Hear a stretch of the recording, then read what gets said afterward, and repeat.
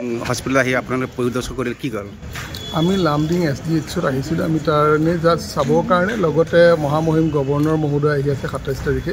তেখেতেও ইয়াতে ভিজিট কৰাৰ কথা, গতিকে তেখেতৰ ভিজিট সম্পৰ্কত যিখিনি চাবলগীয়া আছিল আমি SP মই লামডিঙৰ CDC আহি পৰ্যবেক্ষণ কৰিলোঁ আৰু অন্যান্য কেনেকৈ ফাংচন কৰি আছে এই বিষয়ে আমি জানিলোঁ আৰু ৰোগীসকলৰ লগত মত বিনিময় কৰিলোঁ।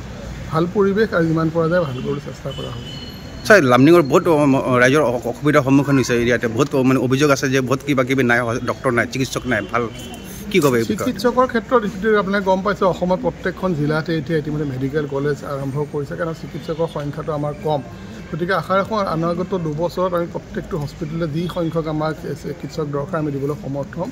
বৰ্তমান আমি চাওঁ যদি আৰু কিছু দিব পাৰোঁ অন্য হস্পিটেলৰ পৰা চেষ্টা কৰা হ'ব। হস্পিটেল আহি আপোনালোকে পৰিদৰ্শন কৰিলে কি হ'ল?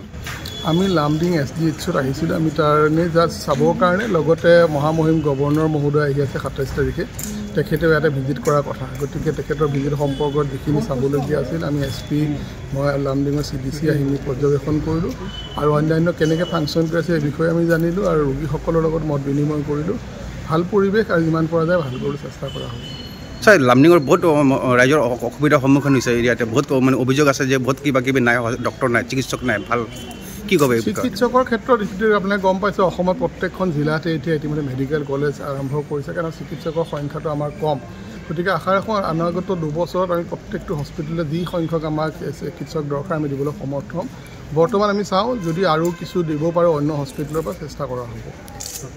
হস্পিটেল আহি আপোনালোকে পৰিদৰ্শন কৰিলে কি হ'ল? আমি লামডিং SDHত আহিছিলোঁ। আমি তাৰনে জাষ্ট চাবৰ কাৰণে লগতে মহামহিম গভৰ্ণৰ মহোদয় আহি আছে 27 তাৰিখে।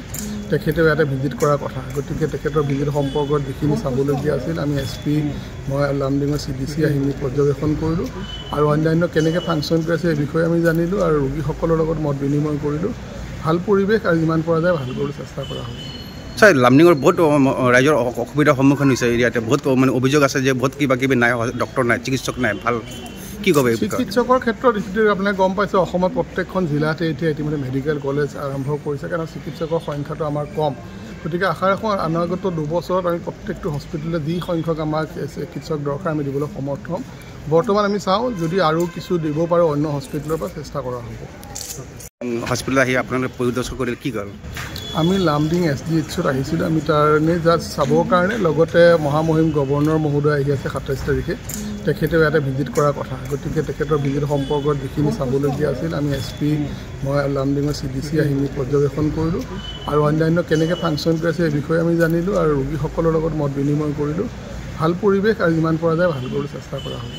ছাৰ, লামডিঙৰ বহুত ৰাইজৰ অসুবিধাৰ সন্মুখীন হৈছে। এৰিয়াতে বহুত অভিযোগ আছে যে বহুত কিবা নাই, ডক্টৰ নাই, চিকিৎসক নাই। ভাল কি ক'ব? চিকিৎসকৰ ক্ষেত্ৰত আপোনালোকে গম পাইছে অসমত প্ৰত্যেকখন জিলাতে এতিয়া ইতিমধ্যে মেডিকেল কলেজ আৰম্ভ কৰিছে, কাৰণ চিকিৎসকৰ সংখ্যাটো আমাৰ কম। গতিকে আশা ৰাখোঁ অনাগত 2 বছৰত আমি প্ৰত্যেকটো হস্পিটেলতে যি সংখ্যক আমাক চিকিৎসক দৰকাৰ আমি দিবলৈ সমৰ্থ হ'ম। বৰ্তমান আমি চাওঁ যদি আৰু কিছু দিব পাৰোঁ অন্য হস্পিটেলৰ পৰা চেষ্টা কৰা হ'ব।